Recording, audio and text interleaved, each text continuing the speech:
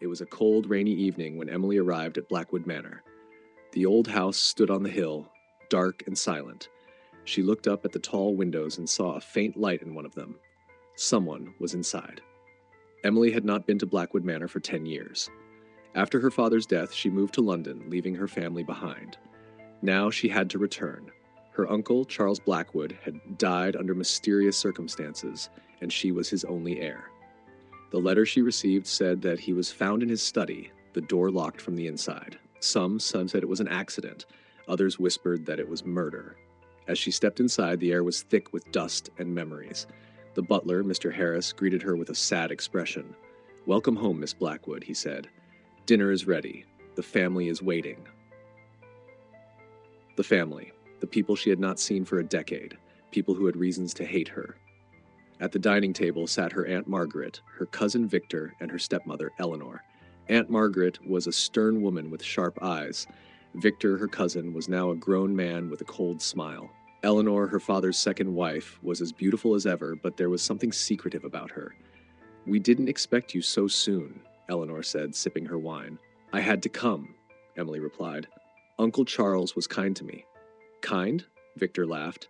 "He was a cruel man." Margaret shot him a warning look, but Emily could see the truth in his words. Charles Blackwood was feared by many. He controlled the family's wealth and secrets, and now he was dead. After dinner, Emily went to her room. It was exactly as she left it, cold, silent, and full of shadows. She could not sleep. Something felt wrong in this house. She decided to visit her uncle's study. The study was locked, but she found the key in her uncle's desk. Inside, the room smelled of old books and cigar smoke. The fireplace was cold. Papers were scattered on the desk. As she searched through them, she found a letter addressed to her. "Emily, if you are reading this, then I am dead. I have enemies in this house. People who want my fortune. People who would kill for it. Be careful. Trust no one." Her heart pounded. Who killed Uncle Charles? Or was it Margaret, who wanted his money? Victor, who hated him? Eleanor, who had secrets of her own? A sudden noise behind her made her turn. A shadow moved in the hallway. Someone was watching her. Emily froze. The shadow in the hallway disappeared, but she could hear footsteps moving away. Someone had been watching her. Someone knew she had found the letter. She quickly put the letter in her pocket and left the study, locking the door behind her. As she walked back to her room, she felt a chill down her spine. Who could she trust? The next morning, Emily joined the family for breakfast. The atmosphere was tense. Victor was reading a newspaper, Aunt Margaret stirred her tea in silence, and Eleanor looked at Emily with a small, unreadable smile. "You look tired, dear," Eleanor said. "Did you sleep well?" Emily hesitated. Did Eleanor know she had been in the study? "I had trouble sleeping," she admitted. "This house feels strange." Margaret scoffed. "You've been away too long. You don't belong here anymore." Emily ignored her. She had more important things to think about. She needed answers. After breakfast, she decided to speak with Mr. Harris, the butler. He had worked in Blackwood Manor for decades.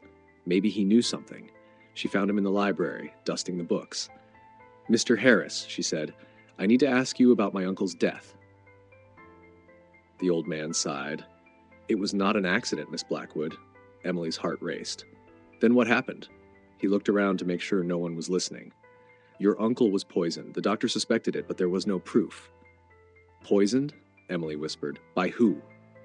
Mr. Harris hesitated. "Your uncle had many enemies, but I believe someone inside this house did it." Emily's mind raced.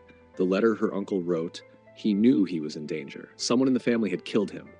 But who and why? That night, Emily decided to search Eleanor's room. Something about her stepmother felt wrong. As she entered the room, she noticed a locked drawer in the desk. She carefully opened it with a hairpin. Inside, she found a small bottle, a poison bottle. Suddenly, a voice behind her said, "Looking for something?" Emily turned quickly. Eleanor stood in the doorway, her eyes cold. "You shouldn't be here, Emily," she said. "You poisoned Uncle Charles," Emily accused. Eleanor sighed. "He was a cruel man. He ruined my life. He deserved it." Emily took a step back. "You won't get away with this." Eleanor smiled. "Who will believe you? You have no proof." But then another voice spoke. "Actually, she does." It was Victor. He stood in the hallway, holding the letter Emily had found. Eleanor's face turned pale. She knew it was over. A few days later, the police arrested Eleanor. The mystery of Blackwood Manor was solved. But as Emily looked at the old house, she knew its secrets would never truly be buried.